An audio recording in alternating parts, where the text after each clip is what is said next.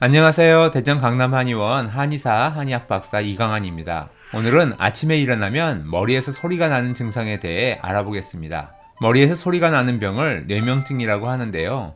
삐 하는 소리가 나기도 하고요. 심장 뛰는 소리가 나기도 하고 다양한 소리가 납니다. 또 소리가 하루 종일 들리시는 분도 계시고 잠깐씩 들리는 분들도 계신데요.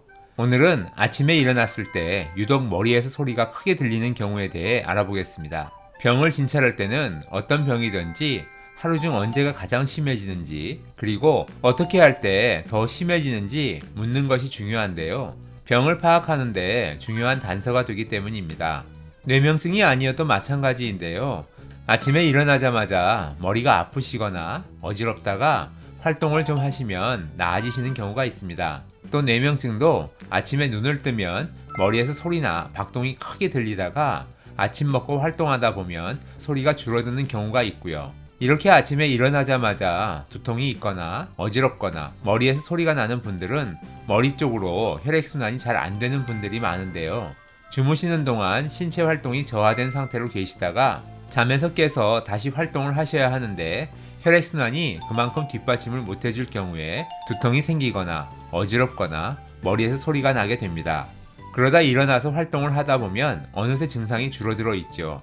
반대로 오전에는 괜찮은데 오후에 두통이나 어지러움증이 오거나 뇌명증이 더 심해지는 경우가 있을 수 있습니다. 그런 경우는 바로 기허증, 즉 기가 부족한 것을 의심해 볼 수 있는데요. 일반적으로 오후가 될수록 더욱 기운 소모가 많기 때문에 오후에 병이 심해진다면 기허증을 의심할 수 있습니다. 자, 그럼 다시 돌아가서 아침에 일어나자마자 머리에서 소리가 더 크게 들리는 것이 머릿속으로 혈액순환이 잘 안 되어서 그렇다면 어떻게 해결해야 할까요? 우선 심장 상태를 잘 살펴봐야 합니다. 혈액순환이라는 것은 심장, 혈관, 혈액, 근육, 신경이 모두 조화로워야 원활해지는데요. 그 중에서도 심장은 펌프 역할로 아주 중요한 역할을 합니다. 심장이 약해지면 혀에도 증상이 나타나는데요. 혀 끝에 빨간 점이 생기거나 혀 앞쪽 심장 영역이 움푹 꺼지거나 갈라짐이 나타날 수 있습니다. 혀에 이런 모습들이 생겨 있는지 눈여겨봐야 합니다. 두 번째는 혈관 상태를 봐야 하는데요. 설진에서는 혀에 11자 모양의 노란 백태띠가 나타나는 것을 좋지 않은 신호로 봅니다. 혀에 11자 모양의 황태가 나타나면 머리로 가는 혈관들이 좋지 않은 것으로 보는데요. 이런 경우 조고등이라는 약재를 첨가하게 됩니다.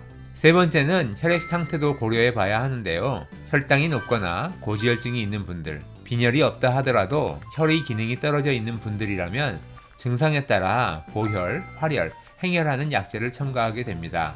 오늘은 아침에 일어났을 때 뇌명증이 심해지는 경우에 대해 말씀드렸고요. 두통이나 어지러움증도 마찬가지 원리임을 설명해 드렸습니다. 이런 의학 상식을 들으실 때는 꼭 이게 나에게 맞는 경우인지를 잘 따져보시고요. 아리송할 때는 주치의와 상담을 꼭 받아보시길 권해드립니다. 오늘도 건강을 지키는 하루 되세요. 감사합니다.